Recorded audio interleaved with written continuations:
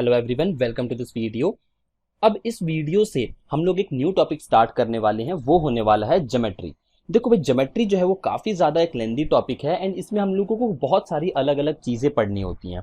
तो हमारा फ्लो क्या रहने वाला है, आज इस वीडियो में हम लोग जो सबसे बेसिक चीज़ होती है लाइन्स एंड एंगल्स, उसके ऊपर डिस्कशन करेंगे। लाइन्स एंड एंगल्स को समझ लेने के बाद इसके कॉन्सेप्ट जो भी इंपॉर्टेंट थियरम्स हैं एंड उसके बाद कुछ क्वेश्चंस को प्रैक्टिस कर लेने के बाद हम लोग डिफरेंट टॉपिक्स देखेंगे, जिसमें कि आपके ट्राइंगल्स आते हैं, सर्कल्स आते हैं, क्वाड्रिलेटरल्स आते हैं, पॉलीगन्स आते हैं एंड सो ऑन।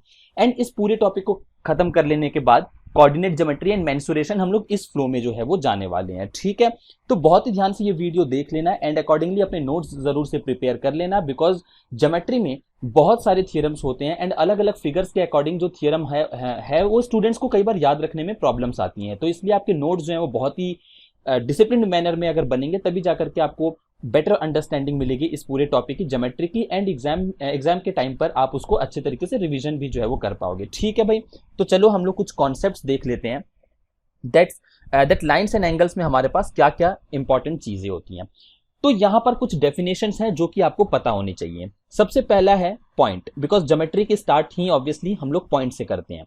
पॉइंट क्या होता है? A point is defined as a location in any space represented by a dot. ठीक है, अब पॉइंट के बारे में आपको कुछ चीजें पता होनी चाहिए, दैट जो एक ऐसा फिगर जिसके पास कोई लेंथ, विड्थ या फिर हाइट नहीं होती है, उसको हम लोग पॉइंट बोलते हैं। या फिर इन अदर वर्ड्स आप ऐसा कह सकते हो दैट पॉइंट जो है वो जीरो डायमेंशनल होता है। ठीक है, एंड इसको हम लोग कैपिटल लेटर से रिप्रेजेंट करते हैं। अगर कहीं पर भी आपको मेंशन किया जाए दैट अ पॉइंट ए, तो यहां पर जो ए है ना वो उसको रिप्रेजेंट हम लोग करेंगे कैपिटल लेटर से। ठीक है, तो ये तो हो गई पॉइंट की बात। इसके बाद आता है line. A line is a series of points connected by a straight path is defined as a line. तो बहुत सारे पॉइंट्स को अगर हम लोग कनेक्ट कर दें तो बेसिकली हमारे पास एक लाइन जो है वो बन जाता है। अब जो लाइन है वो बेसिकली सेट ऑफ पॉइंट्स होती है जिसके पास केवल और केवल लेंथ होती है। ठीक है, केवल और केवल इसके पास क्या होता है? लेंथ होता है। इसके कोई भी एंड पॉइंट नहीं होते हैं। मीन्स अगर मैं लाइन को ड्रॉ करूं तो इस तरीके से कुछ आपका लाइन होता है एंड इसका कोई भी एंड पॉइंट नहीं होता है। इसको आप right hand side and left hand side जितना भी चाहे जो है वो आप इस पूरे लाइन को जो है वो एक्सटेंड कर सकते हो। ठीक है, एंड ये वन डायमेंशनल होता है क्योंकि इसके पास केवल और केवल लेंथ होता है। इसको रिप्रेजेंट करने का तरीका कुछ इस तरीके से है that for example A B is a line, इस तरीके से हम इसको रिप्रेजेंट करते हैं। या फिर इसको स्मॉल लेटर से भी जो है वो रिप्रेजेंट किया जा सकता है। For example two lines L1 and L2, इस तरीके से भी जो है वो इसको रिप्रेजेंट किया जा सकता है। इसके बाद आता है line segment. A line segment is a part of line that connects two points. Simple सी चीज है दैट अगर मेरी ये लाइन है, अगर मैं इसके एक पार्ट को ले लूं जहां पर वेल डिफाइंड दो एंड पॉइंट्स होंगे तो इसको हम लोग क्या बोलते हैं? इसको हम लोग लाइन सेगमेंट बोलते हैं। एंड लाइन सेगमेंट का एक फिक्स्ड लेंथ होता है। लाइन का कोई फिक्स्ड लेंथ नहीं होता है, लाइन सेगमेंट का एक फिक्स्ड लेंथ होता है। ओके, इसके बाद आता है रे। रे क्या होता है? अ रे is a part of line that is only one fixed point and another point is not fixed. मतलब आपने देखा होगा जब भी हम लोग एंगल्स वगैरह को प्रिपेयर करते हैं तो कुछ हम लोग इस तरीके से रिप्रेजेंट करते हैं। तो बेसिकली एंगल में क्या होता है, हम लोग रे का बेसिकली यूज कर रहे होते हैं जहां पर एक पॉइंट फिक्स हम लोग मतलब एक एंड पॉइंट होता है, दूसरी तरफ जो है वो आप इसको कितना भी ज्यादा जो है वो एक्सटेंड कर सकते हो, तो इसको हम लोग रे बोलते हैं। एंगल क्या होता है? Angle is the inclination between two lines. कोई भी दो लाइन्स हैं, ठीक है, फॉर एग्जाम्पल ये हमारा एक लाइन है एंड ये हमारा दूसरा लाइन है, इनके बीच में बेसिकली जब हम लोग इंक्लिनेशन को देख रहे होते हैं दैट ये दोनों एक दूसरे पे कितना इंक्लाइंड है, इसके मेजरमेंट को हम लोग क्या बोलते हैं? एंगल बोलते हैं। ठीक है, रे के बीच में भी हम लोग जो है वो एंगल्स को फाइंड आउट करते हैं। अलग अलग कंडीशन के अकॉर्डिंग अलग अलग फिगर्स में हम लोगों को एंगल्स जो है वो फाइंड आउट करने की जरूरत पड़ जाती है। ठीक है, अब देखो एंगल को हम लोग दो तरीके से मेजर कर सकते हैं, या तो हम लोग इसको जो है वो डिग्री में मेजर कर सकते हैं या फिर हम लोग इसको रेडियन में मेजर कर सकते हैं।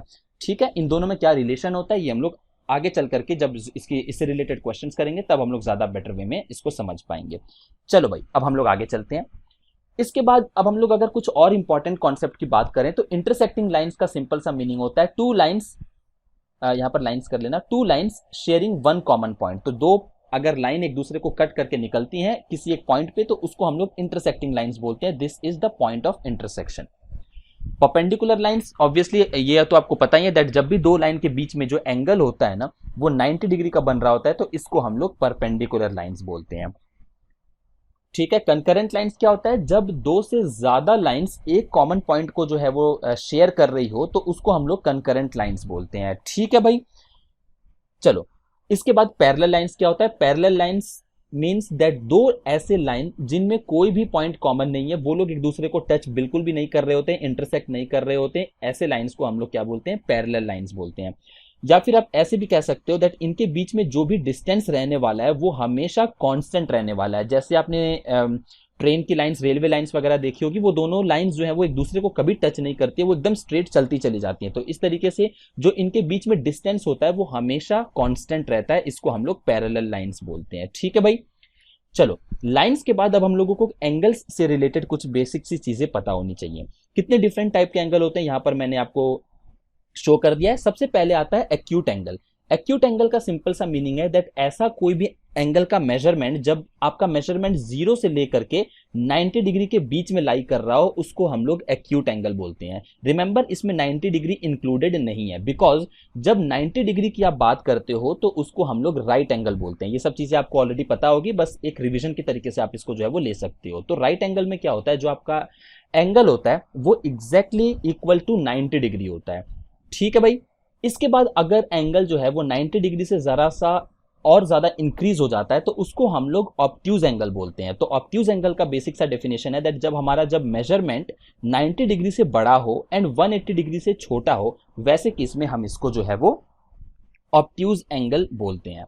ओके, इसके बाद स्ट्रेट एंगल क्या होता है। अगेन यहां पर 180 डिग्री बिल्कुल भी इंक्लूडेड नहीं है। 180 डिग्री अगर हमारा मेजरमेंट आता है तो उसको हम लोग स्ट्रेट एंगल बोलते हैं। स्ट्रेट एंगल मतलब when the measurement is equal to 180 degree. Apart from that reflex angle क्या होता है। रिफ्लेक्स एंगल जब हमारा एंगल का मेजरमेंट 180 से तो बड़ा हो बट 360 से छोटा हो, ऐसे केस में हमारा जो एंगल होता है उसको हम लोग रिफ्लेक्स एंगल बोलते हैं। एंड फाइनली कंप्लीट एंगल, जहां पर आपका मेजरमेंट जो है वो पूरा का पूरा 360 डिग्री के इक्वल हो जाता है, तो उसको हम लोग क्या बोलते हैं, कंप्लीट एंगल बोलते हैं। ठीक है, कंप्लीट एंगल इसको हम लोग बोलते हैं जब हमारा मेजरमेंट। इसके बाद कॉम्प्लीमेंट्री एंड सप्लीमेंट्री एंगल्स। देखो कॉम्प्लीमेंट्री एंगल क्या होता है, if the sum of two angles is 90 degrees then they are said to be complementary angle. जब भी दो एंगल का सम 90 डिग्री होता है तो वो दोनों एंगल्स जो हैं वो एक दूसरे के कॉम्प्लीमेंट्री एंगल्स बोले जाते हैं।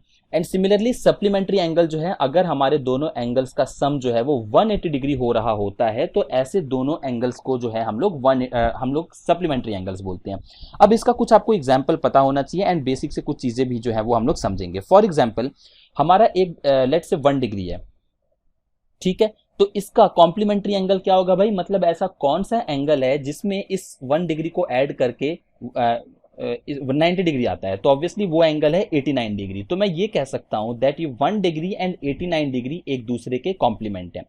तो मैंने क्या किया, 1 डिग्री का कॉम्प्लीमेंट फाइंड आउट करने के लिए मैंने 90 डिग्री माइनस 1 डिग्री किया। सिमिलरली अगर मैं 2 डिग्री की बात करूं तो इसका कॉम्प्लीमेंट 88 डिग्री होगा। तो मैंने क्या किया, 2 डिग्री का कॉम्प्लीमेंट फाइंड आउट करने के लिए मैंने 90 डिग्री माइनस 2 डिग्री किया, करेक्ट। सिमिलरली अगर हमारा थीटा होगा तो इसका कॉम्प्लीमेंट हम लोगों को फाइंड आउट करने के लिए क्या चीज करनी होगी, 90 डिग्री माइनस थीटा इसका करना होगा। देन इसी तरीके से अगर हम लोग सप्लीमेंट्री एंगल की बात करें तो 1 डिग्री का सप्लीमेंट्री एंगल हो जाता है 179 एंड सो ऑन। तो हमारा अगर थीटा एंगल होता है तो इसका सप्लीमेंट्री एंगल होता है 180 डिग्री माइनस थीटा। इस तरीके से ये चीजें जो है वो वर्कआउट करती हैं। अब इसके बाद आपको एक चीज ध्यान में रखनी पड़ेगी that supplementary angle and complementary angle का जो डिफरेंस है, जैसे फॉर एग्जांपल 2 डिग्री का सप्लीमेंट्री एंगल कितना हो जाएगा भाई, 178 डिग्री। तो अब आप इन दोनों चीजों को बहुत ही ज्यादा ध्यान से देखो, ठीक है। 1 डिग्री का कॉम्प्लीमेंट क्या होगा, 89 डिग्री होगा एंड सप्लीमेंट क्या होगा, 179 होगा। तो 179 में से अगर आप 89 को सब्ट्रैक्ट करते हो तो क्या आ जाता है भाई, 90 डिग्री आ जाता है, करेक्ट। 2 डिग्रीज का कॉम्प्लीमेंट क्या हुआ, 88 हुआ एंड सप्लीमेंट क्या हुआ, 178 हुआ। तो 178 डिग्री माइनस 88 डिग्री करोगे तो अगेन से 90 आ गया। मतलब आप ये कह सकते हो, ये आप इंपॉर्टेंट मार्क करके लिख लेना, इससे रिलेटेड कुछ क्वेश्चन जो है वो फ्रेम किए जा सकते हैं। That difference of supplement and complement of an angle is 90 degrees, ठीक है। तो जो हमारा सप्लीमेंट और कॉम्प्लीमेंट का डिफरेंस होगा वो हमेशा 90 डिग्री के इक्वल होगा, ठीक है भाई। आई होप आपको कॉम्प्लीमेंट्री एंड सप्लीमेंट्री का कॉन्सेप्ट जो है वो समझ में आ गया। इसके बाद हम लोग कुछ ट्रांसवर्सल लाइंस एंड उनसे रिलेटेड क्या क्या एंगल्स फॉर्म होते हैं, उनकी क्या क्या प्रॉपर्टीज होती है, उसके बारे में जरा सा हम लोग डिस्कस कर लेते हैं। तो देखो, ट्रांसवर्सल लाइन का सिंपल सा मीनिंग है दैट दो लाइंस अगर दो पैरेलल लाइंस अगर रन कर रही हो तो ऐसी लाइन जो उन दोनों को कट करके निकल रही हो उसको हम लोग ट्रांसवर्सल लाइन बोलते हैं। ठीक है भाई। तो यहां पर आप ध्यान से देखो, हमारे पास L1 एंड L2 ये दो लाइंस हैं एंड इसको एक थर्ड लाइन जो है वो कट करके निकल रही है। तो यहां पर कुछ डिफरेंट डिफरेंट एंगल्स फॉर्म हो रहे हैं जिसको हम लोगों ने नेम रख दिया है 1 2 3 4 5 6 7 एंड 8। ठीक है, तो ये 8 एंगल जो है वो फॉर्म हुए हैं। अब इनके बीच में क्या क्या सिमिलैरिटीज होती है, क्या क्या प्रॉपर्टीज फॉर्म हो सकते हैं, ये हम लोग फाइंड आउट कर लेते हैं। तो सबसे पहले आप ये देखो दैट यहां पर जो एंगल 1 होगा वो इक्वल होगा एंगल 5 के। ठीक है, एंड इसके अलावा एंगल 2 जो है, सिमिलरली ये जो एंगल 2 है ये एंगल 6 के इक्वल होगा। Angle 2 is equals to angle 6, angle 4 is equals to angle 8 and angle 3 is equals to angle 7। ये जो है ये चारों एंगल्स एक दूसरे के इक्वल होंगे, इनको हम लोग बोलते हैं करस्पॉन्डिंग एंगल्स, करस्पॉन्डिंग एंगल्स। ठीक है, एंड इन्हीं चारों के जो हमारा रिलेशन है इसी के बेसिस पर जो दूसरे एंगल्स एक दूसरे के इक्वल होंगे उनको हम लोग जो है वो इजीली प्रूव कर सकते हैं। जैसे फॉर एग्जांपल अब यहाँ पर आप एंगल 4 को देखो, एंगल 4 जो है ना वो 5 के इक्वल हो जाएगा। क्यों ऐसा मैं कह सकता हूं दैट एंगल 4 और एंगल 5 इक्वल है? बिकॉज आप यहाँ पर देखो, पहले मैं आपको वर्टिकली अपोजिट एंगल बता देता हूं सो दैट आपको ज्यादा क्लैरिटी बनी रहे। यहाँ पर एंगल 1 जो है वो इक्वल होगा एंगल 4 के, एंगल 2 जो है वो इक्वल होगा एंगल 3 के, एंगल 6 जो होगा वो इक्वल होगा एंगल 7 के, एंड एंगल 5 जो है वो इक्वल होगा एंगल 8 के। ये किस बेसिस पर हो रहा है भाई? ये हो रहा है आपका वर्टिकली ऑपोजिट एंगल के बेसिस पे। यू ऑल नो दैट यहाँ पर जो ऑपोजिट वर्टिकली ऑपोजिट एंगल्स होते हैं वो हमेशा इक्वल होते हैं। ठीक है, तो यहां पर अगर आप ध्यान से देखो तो थर्ड प्रॉपर्टी हम लोग जो है वो डिराइव कर सकते हैं दैट फॉर एग्जांपल एंगल 4 की बात कर लूं मैं, एंगल 4 इक्वल टू एंगल 5 होता है। क्यों भाई? देखो सिंपल सी चीज है, एंगल 1 जो है वो इक्वल है एंगल 5 के। हमने यहां से इसको डायरेक्टली पिक कर लिया, कॉरेस्पॉन्डिंग एंगल्स के फर्स्ट वाले प्रॉपर्टी से हमने इसको डायरेक्टली पिक कर लिया। बट एंगल 1 तो एंगल 4 के इक्वल है वर्टिकली ऑपोजिट एंगल के अकॉर्डिंग, तो एंगल 1 को रब करके मैं एंगल 4 लिख सकता हूं, तो angle 4 is equal to angle 5 हो जाएगा। करेक्ट? तो ये आपका छोटा सा प्रूफ भी हो गया। एंड जिस तरीके से एंगल 4 और एंगल 5 को हमने इक्वल किया, सिमिलरली आप एंगल 3 को भी जो है वो एंगल 6 के इक्वल कर सकती हो। तो इसको हम लोग क्या बोलते हैं भाई? इसको हम लोग बोलते हैं alternate interior angles, alternate interior angles. ठीक है, मैं शॉर्ट फॉर्म में लिख रहा हूं, आप इसको अपने नोट्स में जरूर से पूरा पूरा लिखना, बिकॉज अदरवाइज आप कंफ्यूज ना हो जाओ। ठीक है, तो ये हमारा ऑल्टरनेट इंटीरियर एंगल्स हो गया। अब यहां पर आपको ध्यान से एक और प्रॉपर्टी जो है वो काफी ज्यादा इंपॉर्टेंट हो जाती है दैट एंगल 3 एंड एंगल 5 को ध्यान से देखो भाई। एंगल 3 एंड एंगल 5 सिंपल सी चीज है दैट एंगल 3 जो है उसमें मैं अगर एंगल 5 को ऐड कर देता हूं तो वो हमारा 180 डिग्री के इक्वल आ जाता है। अब ऐसा क्यों हो रहा है? देखो सिंपल सी चीज है, angle 1 plus angle 3 equal to 180 degree होगा। क्यों? क्योंकि ये दोनों जो है वो स्ट्रेट लाइन पे लाई कर रहे हैं, तो एंगल 1 और एंगल 3 जो है उनका सम 180 डिग्री होगा। बट हमें ये चीज पता है दैट एंगल 1 जो है ना वो एंगल 5 के इक्वल है। करस्पॉन्डिंग एंगल की फर्स्ट वाले जो यहाँ पर मैंने मेंशन किया है वहां से हम लोग डायरेक्टली एंगल 1 को रिमूव करके एंगल 5 लिख सकते हैं। तो यहां से मैंने प्रूव कर दिया एंगल 5 प्लस एंगल 3 जो है वो 180 डिग्री के इक्वल होगा। ठीक है, सिमिलरली जिस तरीके से हमने ये प्रूव किया, आप ये भी प्रूव कर सकते हो दैट एंगल 4 प्लस एंगल 6 जो है वो हो जाएगा अगेन 180 डिग्री। इसको हम लोग क्या बोलते हैं? इनको हम लोग बोलते हैं sum of interior angles is equal to 180 degree होता है। Sum of interior angles. ठीक है, sum of interior angles is equal to 180 degree. तो ये कुछ बेसिक सी प्रॉपर्टीज थी जो कि आपको ट्रांसवर्सल लाइन के रिलेटेड पता होनी चाहिए। इसका हम लोग डायरेक्ट यूज कर सकते हैं जब भी आपके ज्योमेट्री के क्वेश्चंस आएंगे वैसे केस में। ठीक है भाई, चलो आगे चलते हैं हम लोग। इसके बाद कुछ हम लोगों को ट्रायंगल से रिलेटेड बेसिक सी चीजें पता होनी चाहिए। ट्रायंगल को हम लोग पूरी तरीके से डिटेल में टच नहीं करेंगे बिकॉज ट्रायंगल अपने आप में काफी बड़ा टॉपिक है। तो यहाँ पर लाइन्स एंड एंगल से रिलेटेड आपको ट्रायंगल की कुछ प्रॉपर्टीज पता होनी चाहिए जिसको कि हम लोग यूज करके क्वेश्चन को सॉल्व करने वाले हैं। ठीक है, तो मैं एकदम बेसिक बेसिक सी प्रॉपर्टीज जो है वो यहाँ पर आपको मेंशन कर देता हूँ। फॉर एग्जाम्पल ये ट्रायंगल है, मैं इसके तीनों जो वर्टिसेस है इस पे नेम रख देता हूँ A, B एंड C। यहाँ पर एंगल ए बन रहा होगा, यहाँ पर एंगल बी बन रहा होगा, यहाँ पर एंगल सी बन रहा होगा। तो सबसे पहली तो प्रॉपर्टी है angle sum property of a triangle, जो कहता है दैट एंगल ट्राइंगल के तीनों एंगल का जो सम है वो आपका 180 डिग्री होता है। ठीक है, angle A plus angle B plus angle C equal to 180 degree. इसका भी एक छोटा सा प्रूफ है, अगर आप चाहो तो मैं आपको मेंशन कर देता हूं। हम लोग बीसी के पैरेलल एक लाइन सपोज ड्रॉ कर लेते हैं सीडी। ठीक है, किस तरीके से, दैट सीडी जो है वो पैरेलल है बीसी के, ऐसा मैंने एक कंस्ट्रक्शन किया यहाँ पर। अब यहाँ पर आपको पता है दैट ऑल्टरनेट इंटीरियर एंगल का अगर हम लोग यूज करें तो ये वाला एंगल कितना होगा भाई, आप सी ए एंड बी सी वाले यहाँ पर अगर मैं इसको मेंशन करूं, इसी तरीके से कुछ हमारा मतलब फिगर बन रहा है। आप यहाँ पर देखो, this is C, this is A, this is B. Okay, इसको डी ई कर लेता हूं मैं। ठीक है, डी एंड ई। ठीक है, तो दिस इज डी। यहां पर ये दोनों एंगल जो है वो अल्टरनेट इंटीरियर एंगल के अकॉर्डिंग इक्वल होंगे। तो यहां पर हमारा ये वाला एंगल कितना हो गया भाई, बी हो गया, एंड ये वाला एंगल कितना हो गया, सिमिलरली सी हो गया। अब क्योंकि ये तीनों के तीनों एंगल जो है वो एक स्ट्रेट लाइन पे लाई कर रहे हैं, तो मेरा ये डायरेक्टली यहां पर मैं मेंशन कर सकता हूं that angle A plus angle B plus angle C कितना हो जाएगा, 180 डिग्री हो जाएगा। ठीक है भाई, चलो आगे चलते हैं हम लोग। इसके बाद हम लोगों को एक और चीज पता करनी है दैट किसी भी ट्राइंगल में आपके 3 एक्सटीरियर एंगल्स भी जो है वो फॉर्म किए जा सकते हैं।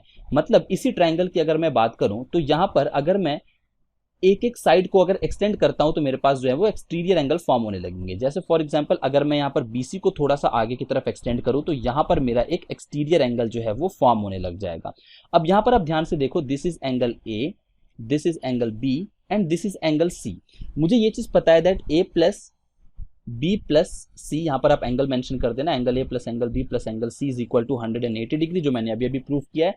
ठीक है, तो इसको मैं फॉर एग्जांपल अल्फा कर देता हूं, तो angle C plus alpha is equal to 180 degree होगा, बिकॉज ये अगेन स्ट्रेट लाइन पे जो है वो लाई कर रहा है। बट यहां पर अगर आप ध्यान से देखो तो अल्फा की वैल्यू क्या हो जाएगी भाई, 180 degree minus angle C, correct.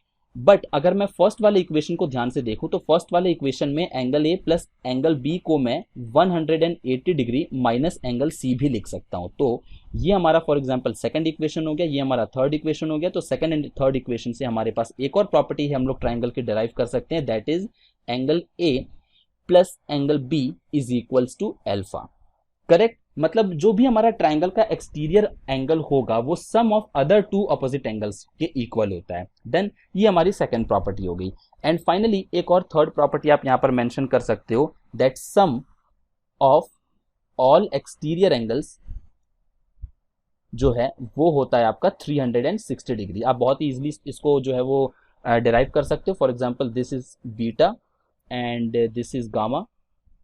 ठीक है, तो अल्फा अगर हमारा हो जाता है ओके, अल्फा 180 माइनस सी है। ओके, यहां से आप इसको इजीली जो है वो फाइंड आउट कर सकते हो। फॉर एग्जांपल ये वाला एंगल जो अल्फा है वो हमारा a प्लस बी आ गया, मैं यहाँ पर मेंशन कर देता हूँ। तो सिमिलरली बीटा कितना आ जाएगा भाई, बीटा आ जाएगा आपका b plus C and gamma कितना आ जाएगा, a प्लस सी आ जाएगा। तो तीनों को अगर आप ऐड करते हो तो this will be 2 times a plus B plus C, and a plus B plus C 180 था, तो ये आ जाएगा आपका 360 डिग्री। तो यहाँ से मैंने ये भी चीज प्रूव कर दी that sum of all the exterior angle जो है वो 360 डिग्री के इक्वल होता है। तो ये कुछ बेसिक सी ट्राइंगल से रिलेटेड प्रॉपर्टीज थी जो आपको हेल्प करेंगी क्वेश्चन को सॉल्व करने में। ठीक है भाई, चलो अब हम लोग एक और बेसिक सी चीज क्वेश्चन को सॉल्व करने से पहले एक और बेसिक चीज हम लोग यहाँ पर ही डिस्कस कर लेते हैं, that is angle bisector. Angle bisector का सिंपल सा मीनिंग है एक ऐसी रे या ऐसी लाइन जो है वो किसी एंगल को 2 इक्वल पार्ट्स में डिवाइड कर रही हो, तो उसको हम लोग एंगल बाइसेक्टर बोलते हैं। फॉर एग्जाम्पल ये हमारा एक जो है वो एंगल क्रिएट हो रहा है। ठीक है, अब यहां पर मैं कुछ इस तरीके से ऐसा लाइन ड्रॉ करता हूं या फिर रे ड्रॉ करता हूं जो कि इस एंगल को 2 इक्वल पार्ट्स में डिवाइड कर रहा हो, अल्फा एंड अल्फा में। तो इसको हम लोग जो है वो इंटीरियर एंगल बाइसेक्टर बोलते हैं। सिमिलरली हमारे पास एक एक्सटर्नल एंगल बाइसेक्टर होता है, मतलब ये हमारे पास कुछ एक एंगल है फॉर एग्जाम्पल थीटा, इसके एक आर्म को मैं आगे की तरफ एक्सटेंड कर देता हूं। ठीक है, तो यहां पर मेरा एक दूसरा एंगल बन जाता है that is 180 degree minus theta. तो इसको जब मैं बाइसेक्ट करता हूं, 2 इक्वल पार्ट में डिवाइड करता हूं, तो इसको हम लोग बोलते हैं क्या, एक्सटर्नल एंगल बाइसेक्टर। तो this is internal angle bisector and this is external angle bisector. ठीक है, एंड यहां से एक प्रॉपर्टी आपको पता होनी चाहिए दैट फॉर एग्जांपल एक ही फिगर में अगर मैं इन दोनों को ड्रॉ करने की कोशिश करूं तो इस तरीके से कुछ हमारा फिगर बन जाएगा, दैट इज ये आपका इंटरनल एंगल बाइसेक्टर हो गया। ठीक है, एंड ये आपका एक्सटर्नल एंगल बाइसेक्टर हो गया। तो ये आपका हो गया अल्फा, ये भी आपका हो गया alpha, this is theta, this is theta.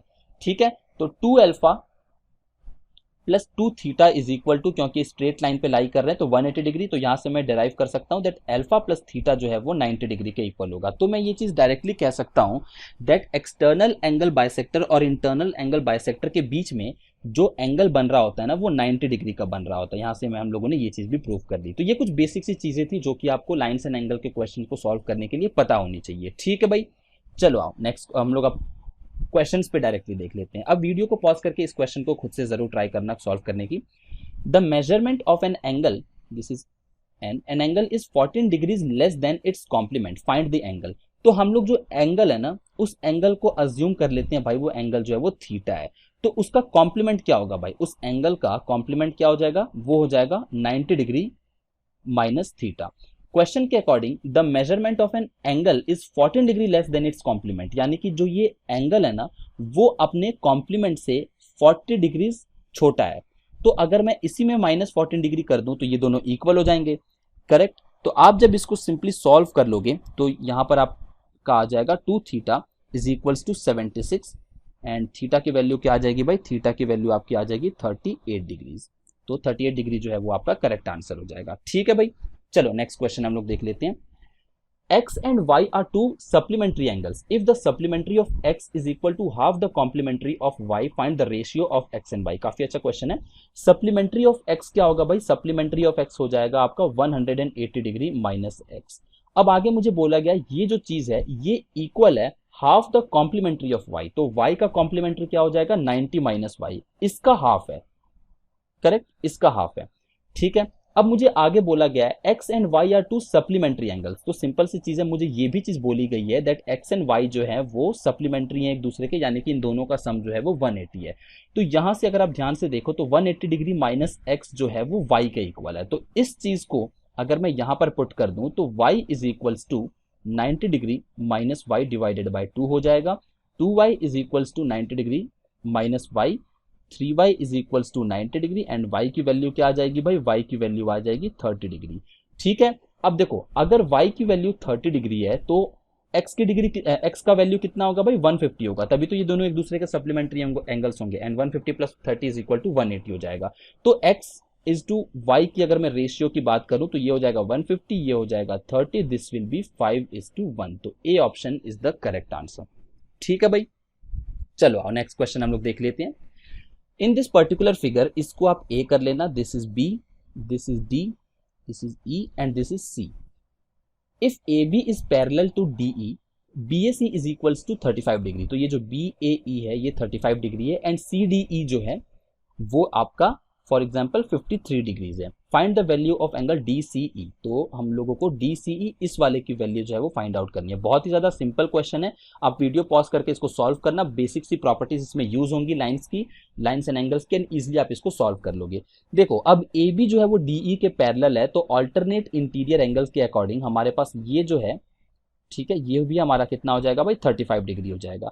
अब ट्राइंगल सम प्रॉपर्टी के according angle D plus angle E plus angle C कितना होना चाहिए 180 डिग्री होना चाहिए। तो angle D plus angle E plus angle C is equal to 180 degree होना चाहिए। तो यहां पर अगर मैं सी की बात करूं तो वो कितना हो जाएगा भाई 180 डिग्री माइनस इन दोनों का सम। इन दोनों का सम कितना है भाई, इन दोनों का सम है आपका 88 एंड जब आप इसको सॉल्व कर लोगे तो ये आ जाएगा आपका 92 degrees.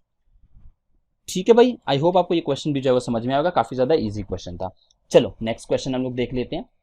In the following figure find the value of theta. तो थीटा हम लोगों को फाइंड आउट करना है। अगेन काफी ज्यादा सिंपल क्वेश्चन है। देखो यहाँ पर दो ट्राइंगल्स जो है वो फॉर्म हो रहे हैं, तो यहाँ पर सबसे पहले एंगल सम प्रॉपर्टी के अकॉर्डिंग अगर मैं इस वाले एंगल की बात करूं तो ये वाला एंगल कितना होगा भाई 47 प्लस 65 180 माइनस 47 प्लस 65। ये हम लोगों ने इस वाले पर्टिकुलर ट्राइंगल में एंगल सम प्रॉपर्टी का यूज किया हुआ है।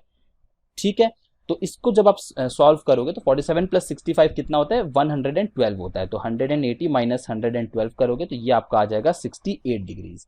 तो ये जो एंगल आया आपका ये आ गया आपका 68 डिग्रीज। तो वर्टिकली ऑपोजिट एंगल के अकॉर्डिंग ये जो एंगल होगा ये भी कितना हो जाएगा 68 डिग्री होगा। तो थीटा की वैल्यू कितनी आ जाएगी भाई 180 डिग्रीज माइनस 38 प्लस 68।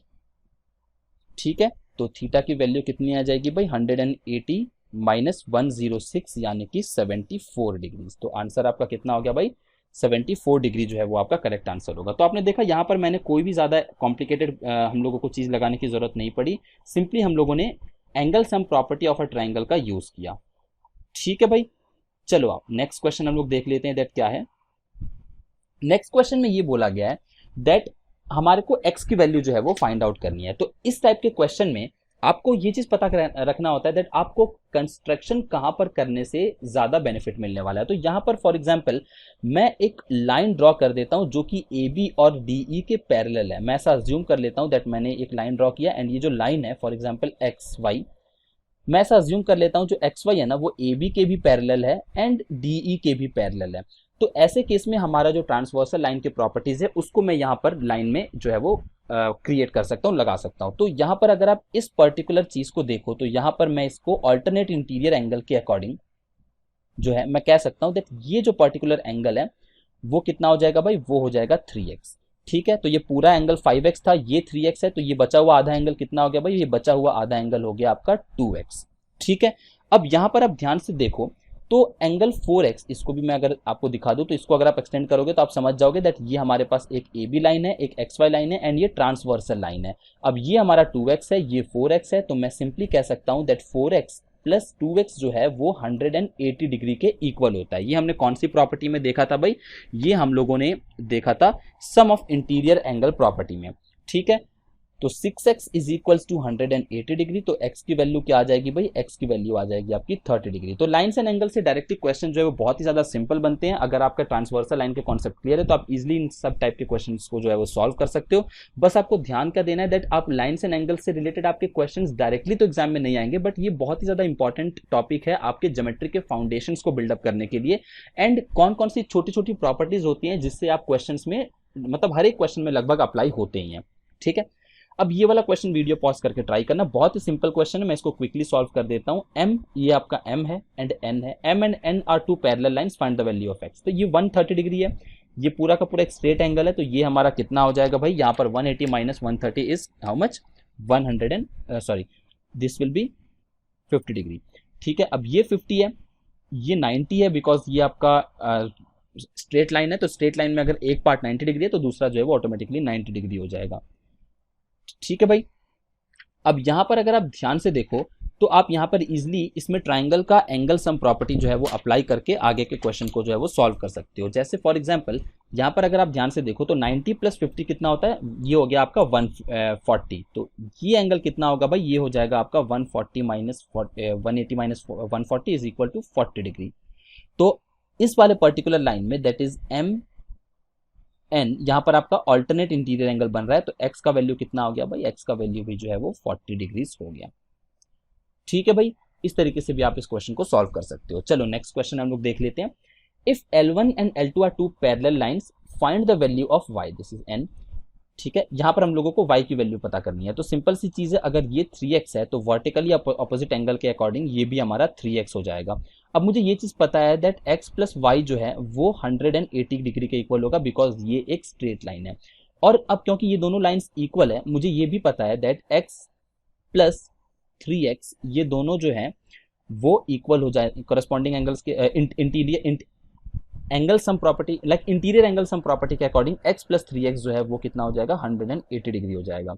करेक्ट, तो मैं यहाँ पर कह सकता हूँ 4x equal to 180 degrees, x is equal to 180 divided by 4 that will be 45 and y की वैल्यू कितनी हो जाएगी भाई, 180 से सब्ट्रैक्ट करोगे तो 135 डिग्रीज। ठीक है, बहुत ही ज़्यादा सिंपल क्वेश्चन था, इजिली आप इसको सॉल्व कर सकते हो जो भी आपके ट्रांसवर्सल लाइन की प्रॉपर्टीज है उसको यूज़ करके। ठीक है भाई, तो चलो आज के वीडियो में हम लोग इतना ही रखते हैं। आई होप आपको basics of lines and angle समझ में आएगा। लाइन्स एंड एंगल से बहुत ज़्यादा क्वेश्चंस बिल्कुल भी नहीं इनफैक्ट आते हैं, जब भी आपके क्वेश्चंस आते हैं वो मिक्सड होकर के आते हैं, मतलब उसमें लाइन्स एंड एंगल्स की भी कुछ प्रॉपर्टीज लग रही होंगी, ट्राइंगल्स की भी लग रही होंगी, सर्कल्स की भी लग रही होंगी। तो ये जो लाइन्स एंड एंगल बेसिकली एक इंट्रोडक्शन होता है आपके ज्योमेट्री का, तो ये कंपेरेटिवली काफ़ी छोटा टॉपिक बनता है। जो आपके मेजर पार्ट्स बनते हैं वो आपके सर्कल्स, ट्राइंगल्स क्वाड्रिलेटरल्स, इन सब से बनते हैं। तो इसमें हम लोग काफ़ी सारे डिफरेंट डिफरेंट टाइप के क्वेश्चंस को सॉल्व करेंगे। तो चलो आज के वीडियो में इतना ही रखते हैं। अब एक बार ट्राइंगल्स को खुद से जरूर से क्वेश्चंस को प्रैक्टिस करने की कोशिश करना, देखना दैट लाइन्स एंड एंगल के काफ़ी सारे कॉन्सेप्ट आपको ट्राइंगल के क्वेश्चंस को सॉल्व करने में यूज हो रहे होंगे। तो see you in the next video, जहां पर हम लोग डायरेक्टली ट्राइंगल्स को सॉल्व करेंगे, ट्राइंगल्स के बेसिक प्रॉपर्टीज को समझेंगे, टाइप्स ऑफ ट्राइंगल्स, जो भी डिफरेंट डिफरेंट थियरम्स होती है वो सब पे हम लोग डिस्कशन करेंगे। तो चलो मिलते हैं अगले वीडियो में। Till the next video, bye bye and take care.